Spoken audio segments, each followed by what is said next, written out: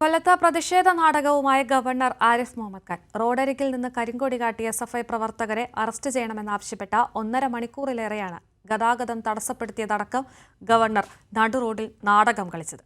17 SFI പ്രവർത്തകർക്കെതിരെ police സംഭവത്തിൽ കേസെടുത്തു.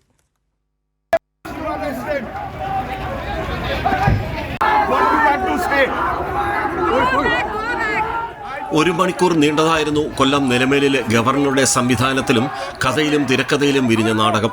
എസ്എഫ്ഐയുടെ കരിങ്കൊടി പ്രതിഷേധം ഉണ്ടാവുമെന്ന് നന്നായി അറിയാമായിരുന്ന ഗവർണർ ആരിഫ് മുഹമ്മദ് ഖാൻ കരിങ്കൊടി കണ്ടയുടൻ നടുറോഡിൽ കാർ നിർത്തിച്ച് എസ്എഫ്ഐക്കാരോട് ഏറ്റുമുട്ടാൻ തയ്യാറെടുത്തു.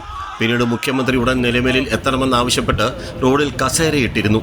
പോലീസ് പ്രതിഷേധക്കാരെ അറസ്റ്റ് ചെയ്ത് നീക്കിയിട്ടും ഗവർണർ എഫ്ഐആർ കാണണമെന്നാവശ്യപ്പെട്ട് ഇരിപ്പ് തുടർന്നു. DGP ഫോണിൽ സമരം അവസാനിപ്പിക്കണമെന്നാവശ്യപ്പെട്ടെങ്കിലും ഗവർണർ വഴങ്ങിയില്ല. പിന്നീട് എഫ്ഐആർ കിട്ടിയ ശേഷം മാധ്യമങ്ങളോട് മുഖ്യമന്ത്രിയാണ് ഇതിനെല്ലാം ഉത്തരവാദിയെന്ന് ഗവർണർ ആരോപിച്ചു. It is Chief Minister who is promoting lawlessness in the state. It is he who is giving protection to these people. സംസ്ഥാന സർക്കാരിനെ നയിക്കേണ്ട ഗവർണർ ക്രമസമാധാന നില തകർക്കാൻ ശ്രമിക്കുന്നുവെന്ന പഴി കേട്ട് പിൻവാങ്ങേണ്ടി വന്നു എന്നതാണ് ഗവർണറുടെ നിലമേൽ നാടകത്തിന്റെ കഥാസാരം. ക്യാമറമാൻ അയ്യപ്പദേവനൊപ്പം രാജ്കുമാർ, കൈരളി ന്യൂസ്, കൊല്ലം.